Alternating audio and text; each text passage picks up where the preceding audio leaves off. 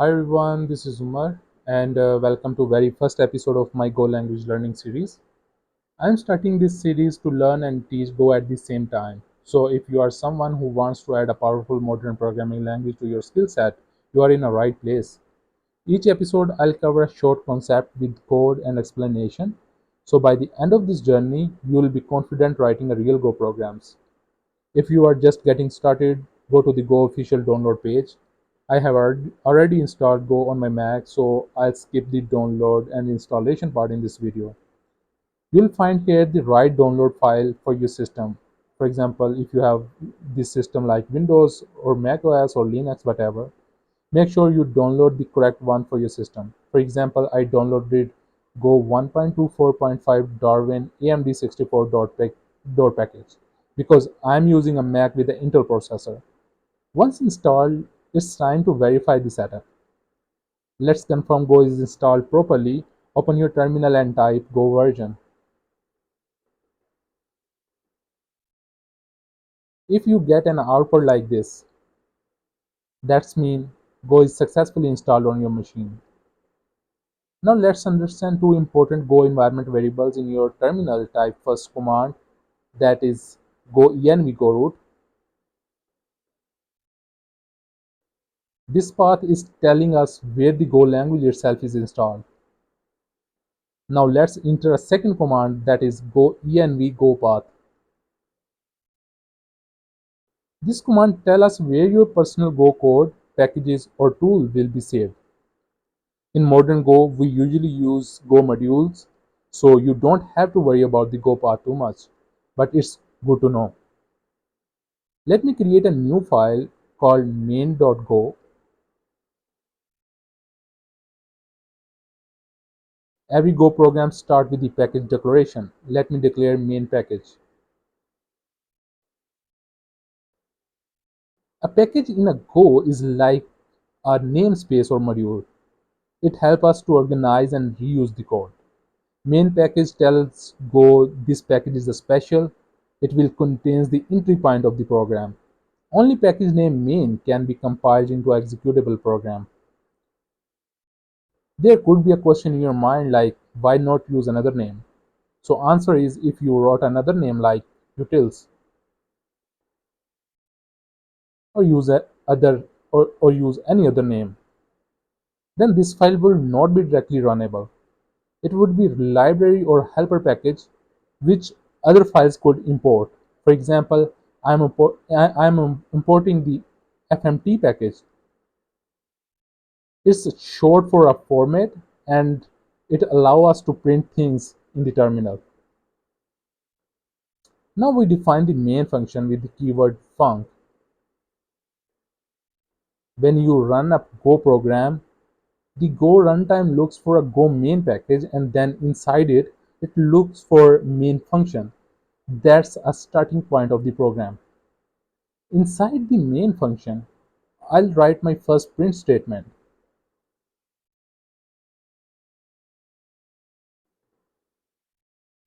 Println is a function from the FMT package. It stands for print line, meaning it prints whatever you give it and then adds a new line at the end so the next output appears on a new line. Let's run this program. Open the terminal and type go run main.go and boom, you see hello Go developer. It works. Now let's practice using some variables. Back to the code editor. Let's declare a initialize the variable by using short variable declaration operator. Let's declare a variable with the name type string. It's a shortened syntax in a Go used to declare and initialize a variable in a one line without explicitly specifying the type. Next variable age operator 25 and next one is buffer operator true.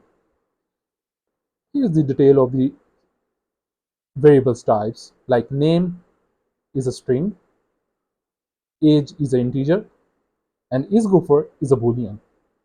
Let's print these variables by using a print line function from the fmt package.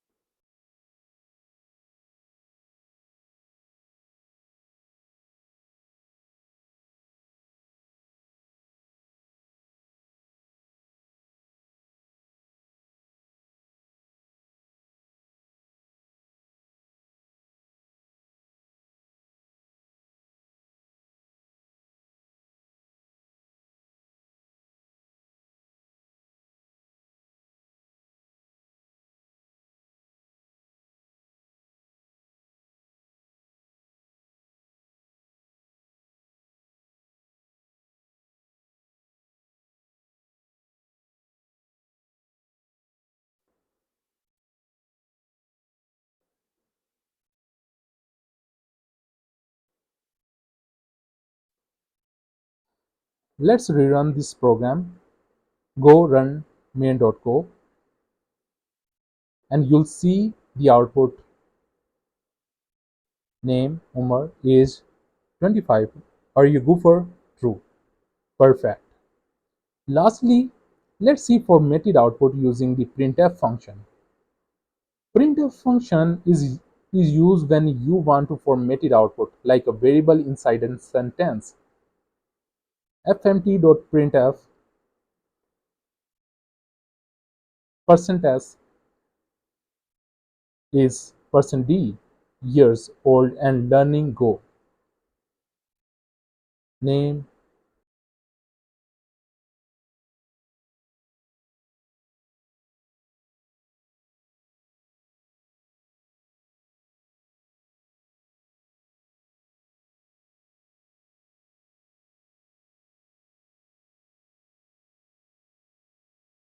and age.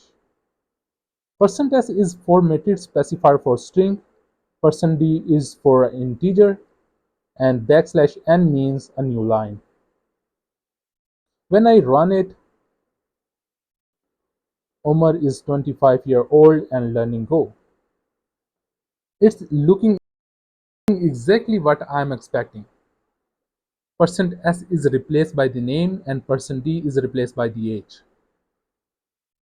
That's it. So in today's short session, we verified the Go installation, learn about Go root, Go path, run our first Go program, learn how to declare variable and print them, use both print line and print formatting.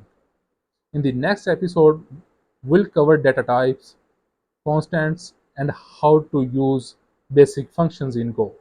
I hope this was very helpful. If you are following along, don't forget to like, share, and comment your questions.